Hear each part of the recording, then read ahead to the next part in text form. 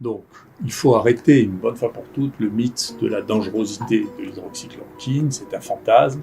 Ça a mené le plus grand scandale scientifique de tous les temps, qu'on n'a pas fini d'assumer, et qui a montré, de cette manière absolument objective, que les communications scientifiques étaient soumises à des influences et à des choix d'une très grande médiocrité, comme le reste.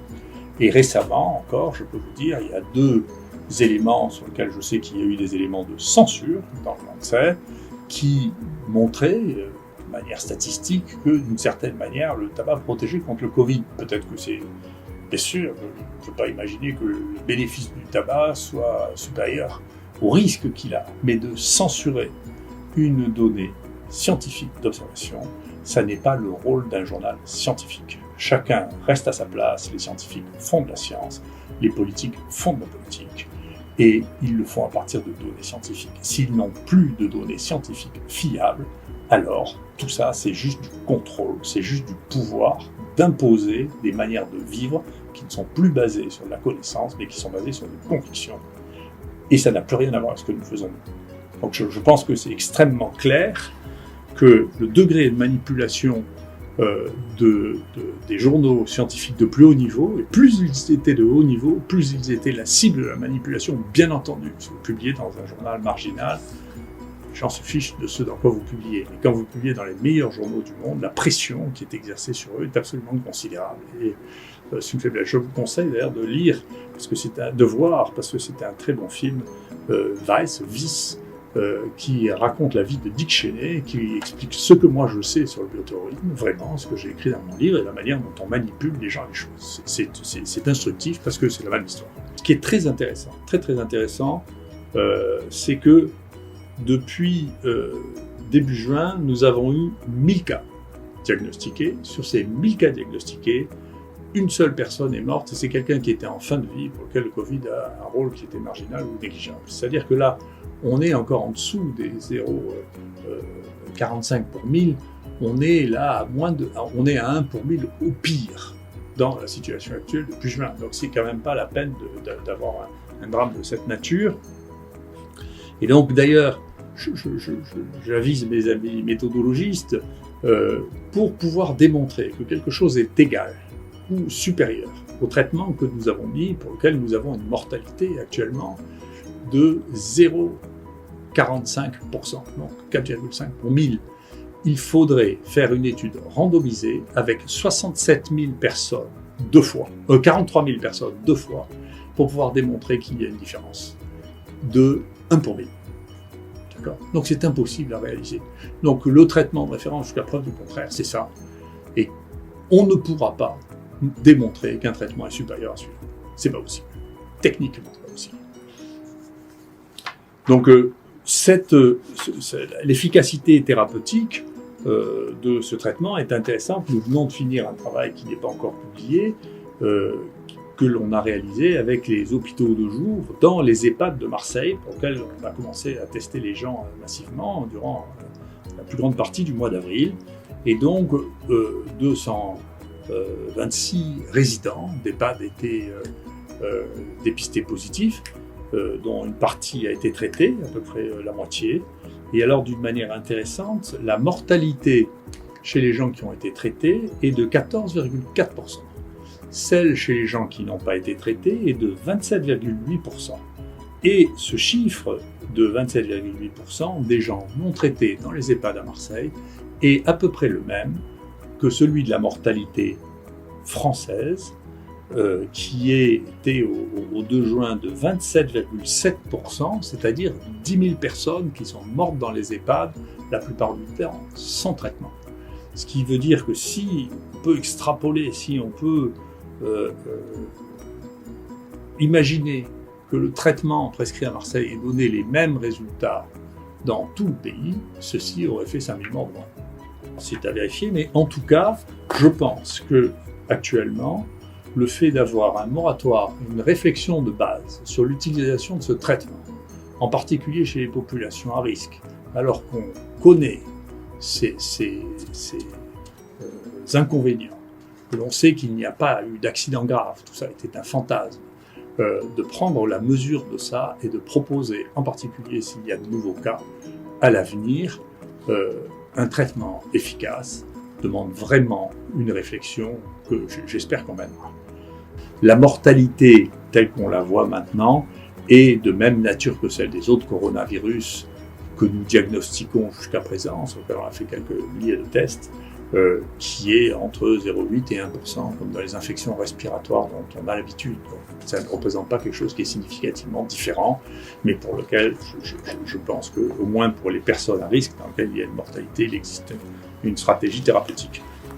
Les données chiffrées, je pense, méritent une analyse cette fois-là qui soit dépassionnée.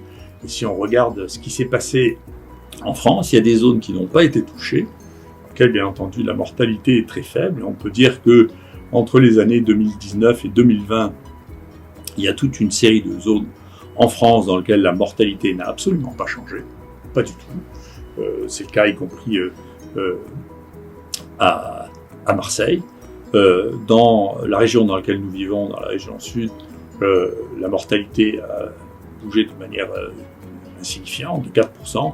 En revanche, la zone dans laquelle la mortalité a frappé de la manière la plus violente, c'est l'Île-de-France, dans laquelle il y a une mortalité qui a augmenté de 40% entre 2019 et 2020 pour les mois qui encadrent cette zone. Donc il y a vraiment eu quelque chose qui s'est passé là, et qu'on peut regarder aussi dans ce qui est l'âge de la mortalité. Partout, la mortalité concerne essentiellement les gens qui ont plus de 65 ans, et dans la moitié des cas, des gens qui ont plus de 85 ans. Mais on peut voir que, pareil, en Île-de-France, la surmortalité commence à partir de 25 ans, alors que dans la région de PACA, elle commence à partir de 75 ans. Donc, il se passe quelque chose dans la gestion des plus jeunes, et on retrouve ça, si on regarde ça dans l'analyse que l'on a entre Marseille et Paris, où on voit qu'il y a une surmortalité des plus jeunes hein, en Île-de-France, d'une part, et d'autre part, en particulier la proportion des gens qui ont moins de 60 ans qui meurent est plus importante en Île-de-France et à Paris que ce qu'elle est dans le reste de la France. Donc ça ne peut pas être lié à la fréquence, puisque c'est la proportion des gens jeunes. Ça témoigne de la prise en charge.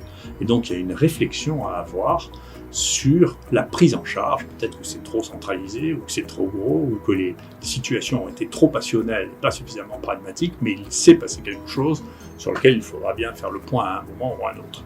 Ensuite, le dernier point dont je voulais parler, c'est que il y a bien entendu une multiplication des tests, et c'est bien, c'est ce que je conseille depuis le départ. Je suis très content que ce point-là ait été entendu, parce que c'est un des éléments. Donc, je suis très content que ce soit un collègue parisien, le professeur Jarlier, qui travaille à la Sciences publiques de Paris, qui montre ces données de corrélation. Et parmi les corrélations qu'il a testées, la seule corrélation pour laquelle il est testé entre la mortalité dans un pays et une action, c'est la précocité de la mise en place des tests. J'ai toujours dit, il faut mettre les tests en place très très précocement, parce que on ne peut pas prendre en charge les maladies infectieuses sans faire des tests de diagnostic. Enfin, il faut faire attention aussi aux tests diagnostiques, parce que les tests diagnostiques ont une qualité qui dépend, en particulier la PCR, de la qualité de l'interprétation et de la qualité du test. Donc nous, sur les gens que l'on reteste, qui ont été positifs, et donc on a eu 838 personnes depuis le 1er juillet qui sont arrivées avec des tests positifs à l'extérieur, eh bien, on a trouvé que 21% d'entre eux étaient en fait négatifs. Donc ça veut dire que simplement il faut faire attention. On a mesuré, nous, la significativité de la PCR en la comparant à la culture et en quantifiant ce que cela signifiait. Et donc, quand on est au-delà d'une certaine courbe, on appelle les CT, qui pour nous sont à 35, eh bien, il ne faut pas interpréter ça comme des résultats positifs, parce que ça n'en est pas. D'accord ? Donc, il faut faire attention, ça représente une molécule, ou moins d'une molécule par test. Donc, ça n'est plus significatif, ça n'a pas de signification. D'accord ? Donc, il faut faire attention, parce que on peut avoir des résultats qui sont positifs de manière extrêmement distante, mais ça, c'est comme la mémoire de l'eau. On ne sait plus ce que ça teste. Hein. Mais en tout cas, c'est pas du virus. D'accord ? Donc, il faut faire attention à ces interprétations.